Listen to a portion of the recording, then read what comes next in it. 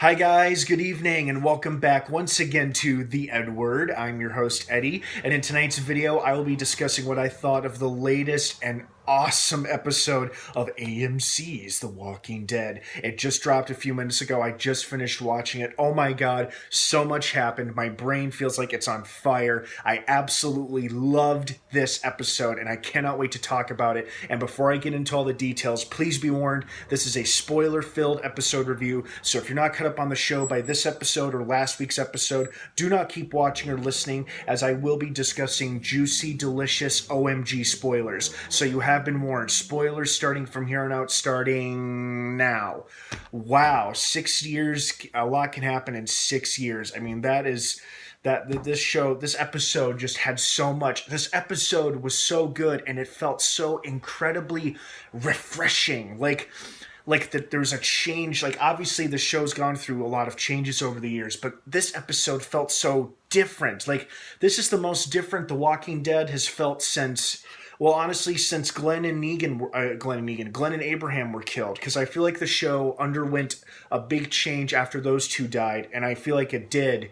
And now this is like the next stage of the show's evolution. Now that we've lost Rick and Ann, not dead, of course, but now that they're gone, this is our first post-Rick episode where all of our other characters have basically stepped up, especially Michonne, Eugene, and everybody else, and I absolutely loved everything we saw in tonight's episode. It answered a lot of questions, and then it made us raise our eyebrows to a few new ones. Like, what is the deal with Michonne not trusting strangers anymore?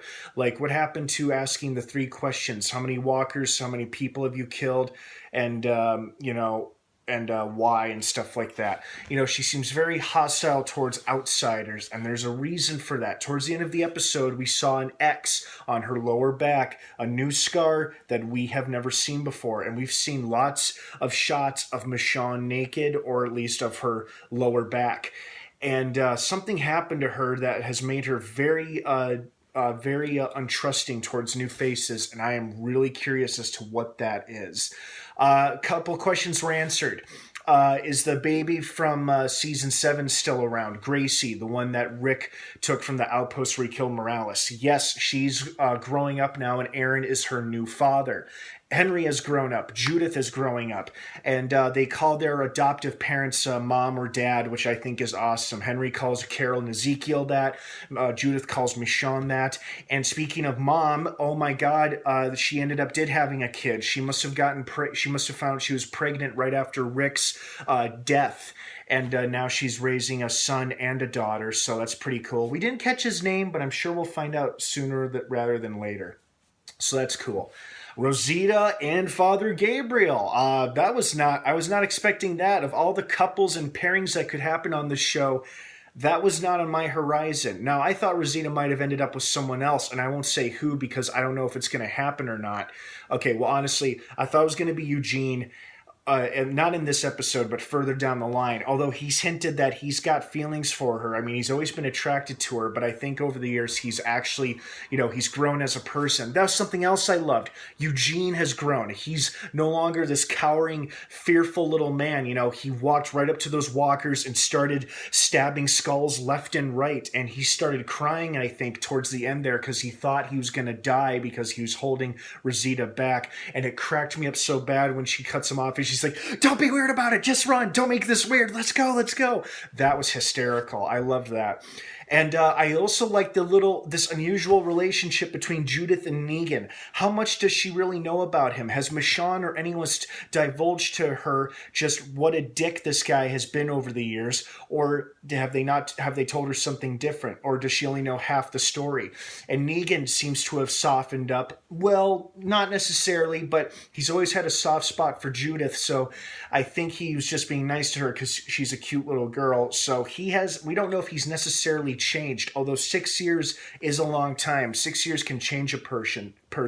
It's clearly changed Michonne, and it's probably changed Negan, and I'm so excited to see what those changes are or could be. And Daryl is living out on his own as a hermit in the woods. I gotta say, I like the look. I like the cloak and I like the hood. I like this, this post-apocalyptic lone survivor look that he's got going. I also like Carol's long hair. I think she looks good with long hair. And I love how, despite her new softened, enlightened attitude about how the world could use a few more dreamers, she's still a badass, and you do not want to cross her.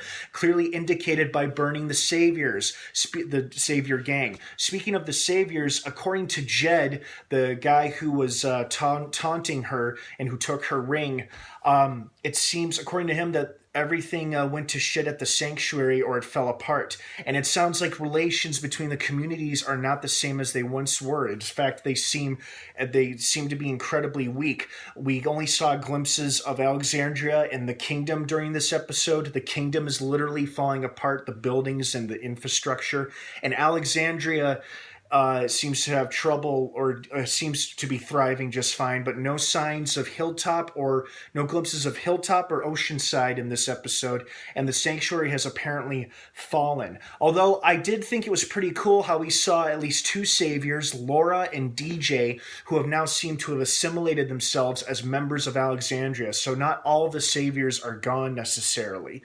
So I thought that was pretty cool.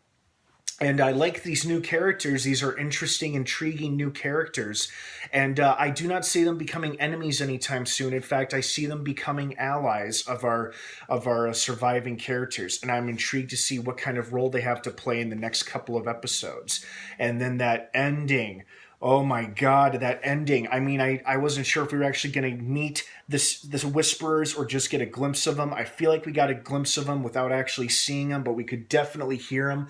We heard it before in the promo of, where are they? But then it added with, don't let them get away, or something like that. So they're communicating with each other whilst they walk amongst the dead. And from the reaction on their faces, Eugene and Rosita could clearly hear them speaking.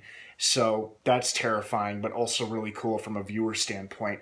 I mean, like I said, this episode answered so many questions about the fates of some characters and how their relationships have changed with one another, or their sentiments and their attitudes. And then it also brought up a few new questions, like how, like the biggest one is like, what is Michonne's deal? What's with her new attitude? What's with the X scar on her lower back? And why have relations fallen apart between the communities? Also, I was kind of hoping they would touch on this, but they didn't. I was hoping it would be revealed through like a line of dialogue by one of the characters what exactly happened to Maggie. My theory is that she decided after Rick's death to go off, to take her son Herschel and go off and join Georgie at whatever community, whatever community Georgie is a part of. Maybe that's miles or states away from Virginia, but that was not revealed. Hopefully we get some answers, or at least a brief explanation explaining Maggie's absence. Time will tell.